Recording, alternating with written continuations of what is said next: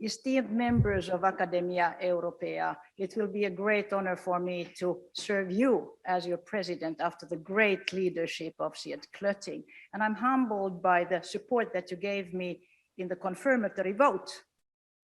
Now, let me give you a flash of who I am. I'm a national of Finland and a European. I spent 5 years of my childhood in Rotterdam.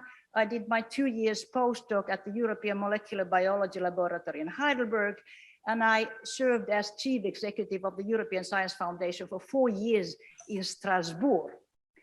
Now, in school, I focused really on languages, but then fate threw me to a research career in life science.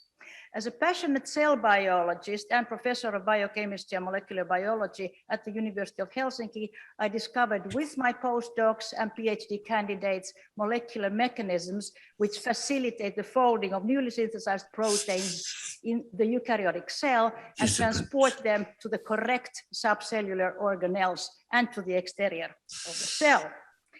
Now, however, when I became Vice President for Research and Innovation of my university, the passion of for my own research was enlarged to a passion to serve the entire researchers community at large. I became inspired by all scholarly and scientific disciplines of my comprehensive university, and I learned to appreciate their research cultures and outcomes. This work then I could do as follows. I must say that I made a very conscious decision to make a career shift during my vice presidency of the university from principal investigator to jobs where I could serve the research community at large at the national level and at the European level. So in the European Science Foundation, this was really possible because ESF coordinated cross-border research collaboration between researchers of 30 countries covering all disciplines.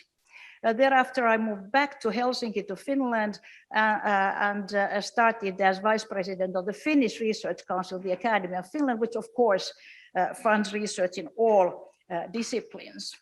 Now, over the past years, then, I have contributed to the governance, management, and evaluation of tens of research universities. Indeed, in the context of the renovation of the University Act in my country, there were mergers of universities, and I was also involved in establishing novel universities, 3 of them, which were mergers of pre-existing universities, which were sort of totally disassembled and then reassembled into novel universities, which were able to support and carry out interdisciplinary research. So I have advised on science and innovation policy, EU commissioners for research and innovation, the Nordic Council of Ministers, and my country's government, the Finnish government. I have assessed national research and innovation systems, also the performance of research funding agencies, centers of excellence, and of course, research proposals of individual principal investigators. And I have had the privilege to influence and take funding decisions worth of over 10 billion euros. Now you know where I'm coming from, and you ask what are my priorities for Academia Europaea. So naturally, I'm committed to delivery on the strategy of the Academy, but let me highlight 3 ambitions that are especially close to my heart. First, diversity and the next generation of researchers. Ladies and gentlemen, regional, cultural, career age, disciplinary diversity increases collective intelligence, and talent is everywhere. Therefore, widening participation cannot wait, and sustainable career paths for young researchers cannot wait. And I wish to acknowledge the Academy's dedication to widening excellence and its inspiring partnership with the Young Academy of Europe. Second highlight, interdisciplinary research, which of course, as we all know, has inherent value as new ideas tend to emerge at the borders of disciplines, but it is vital for innovation. because new technologies are not viable unless they are adopted by individuals and the society.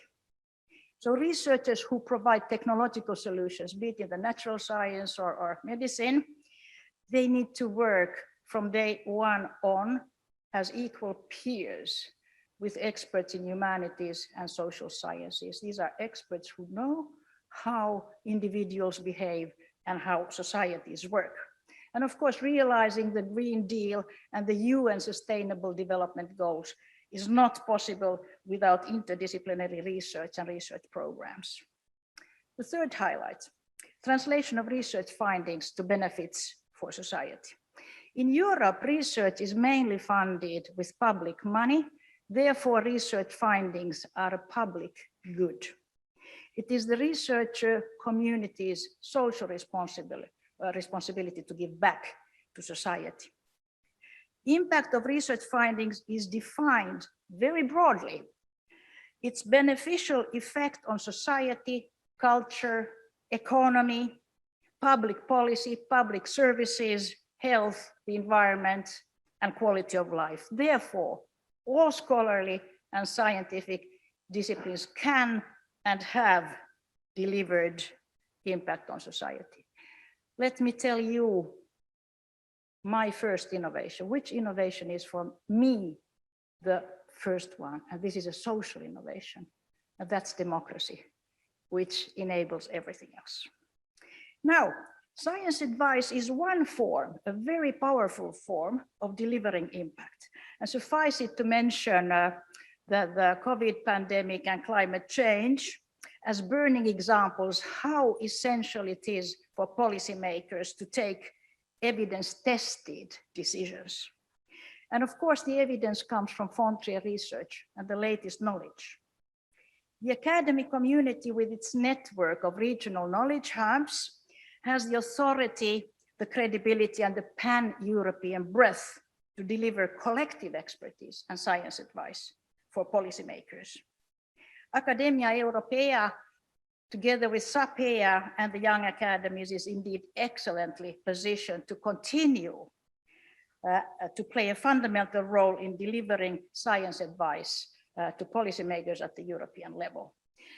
The Academy, with its experience and knowledge in science advice, would also be able to support development of national science advice mechanisms.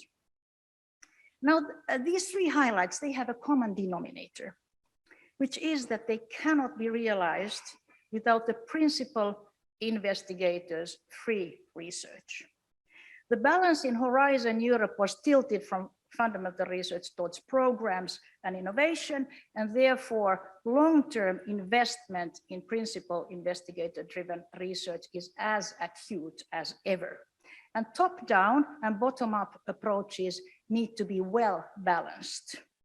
Ladies and gentlemen, science heals, science helps save the environment, science helps support the finding of sustainable energy sources, and science is indispensable for mitigation of the grand challenges menacing mankind.